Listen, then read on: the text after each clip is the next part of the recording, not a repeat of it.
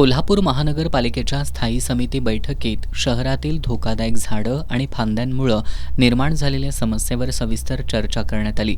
सभापती विशाल शिराळे यांनी शहरात झाडांच्या फांद्या कापण्यासाठी वापरल्या जाणाऱ्या बूम यंत्रांची संख्या अपुरी असल्याचं सांगितलं।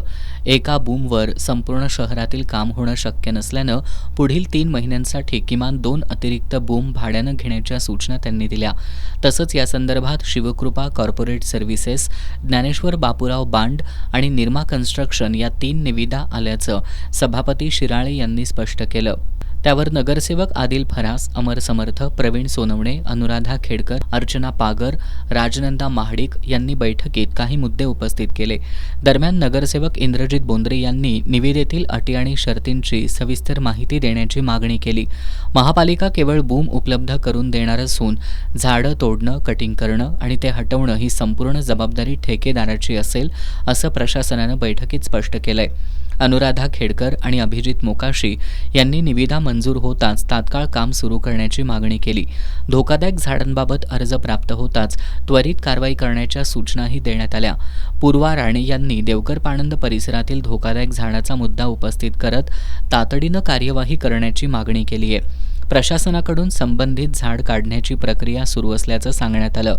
यावेळी नगरसेवक आदिल फरास यांनी प्रशासनाच्या कार्यपद्धतीवर तीव्र नाराजी व्यक्त केली आहे। निविदा प्रक्रियेत झालेल्या विलंबावर त्यांनी प्रश्नचिन्ह उपस्थित करत जबाबदारी निश्चित करण्याची मागणी केली। काही ठेकेदारांनी सादर केलेल्या कागदपत्रांची पडताळणी झाली आहे का, याबाबतही त्यांनी शंका व्यक्त केली। प्रतिज्ञा उत्तुरे यांनी पर्यायी व्यवस्था का करण्यात आली नाही असा सवाल उपस्थित केला। यावर प्रशासनानं सर्व ठेकेदारांकडून कागदपत्रांची तपासणी करूनच काम दिलं जाईल असं स्पष्ट करण्यात आलं। तसंच एकाच ठेकेदाराकडून संपूर्ण शहरातील काम वेळेत पूर्ण होत नसल्यानं 3 ठेकेदार नेमण्याचा निर्णय घेतल्याचं सांगण्यात आलं। अखेर सर्व सदस्यांच्या मंजुरीनं निविदा मंजूर करण्यात आली असून आदिल फरास यांनी केलेल्या तक्रारींची पडताळणी करण्याचे आदेश सभापतींनी दिलेत। याशिवाय या सभेत अनधिकृत बांधकामं आणि व्यावसायिक आस्थापनांवरही चर्चा झाली। शहरातील मॉल आणि सुपर बाजार यांची तपासणी करून परवानगी नसलेल्या आस्थापनांवर कारवाई करण्याच्या सूचना सभापतींनी दिल्यात। नगरसेवक इंद्रजित बोंद्रे यांनी काही ठिकाणी अधिकाऱ्यांकडून लाच मागितल्याचा आरोप करत चौकशीची मागणी केली आहे। तसंच बोंद्रे नगरमधील सुपर बाजारला परवानगी नसताना तो सुरू कसा होता, यावर प्रश्न उपस्थित केला।